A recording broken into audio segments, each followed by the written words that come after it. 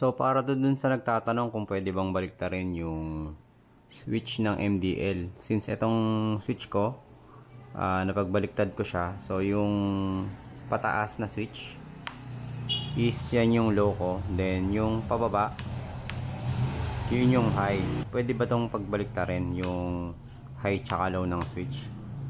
Yan. So pwede nyo baliktarin yung high and low na switch. Ang gagawin nyo lang is pagbabaliktarin nyo lang yung dalawang wire or pagpapalitin nyo lang. Yung low nyo na wire, pagbabaliktarin nyo yun dun sa high. Yan. Meron naman nagtatanong kung pwede bang gawin yung kulay dilaw, no? Kung pwede ba siyang gawing low beam. So ito sa akin, ang dilaw ko ay high, then yung puti is low. So yung tanong niya, pwede po bang pagbaliktarin? Pwede ko po bang gawing yellow yung low? Pwede.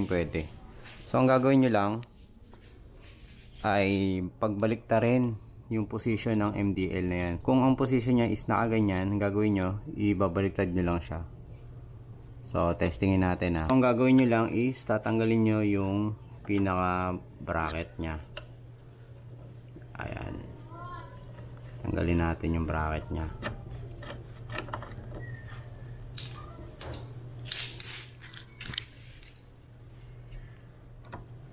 Ang gagawin nyo is babaliktarin nyo lang siya ng paganto. So kung dati siyang paganyan, i-rotate nyo lang siya. Yung pinaka wire nya nasa baba na, dati siyang nasa taas.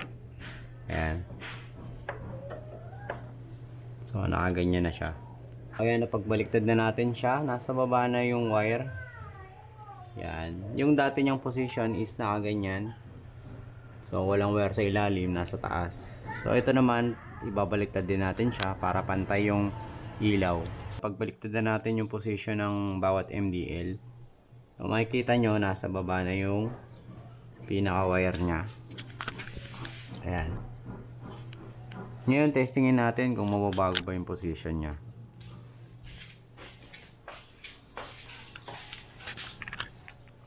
So, kung dati, ang low nyan is yung puti, at yung high naman yung yellow, ngayon, testingin natin kung magiging low na yung yellow nya.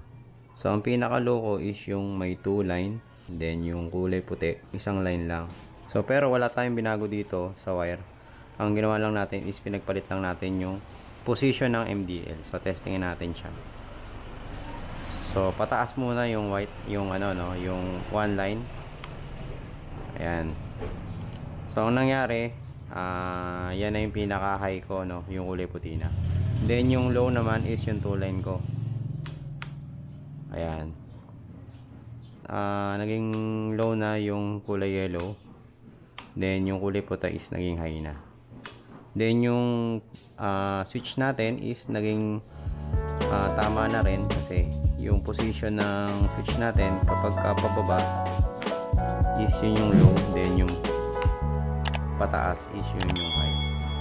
So ayan.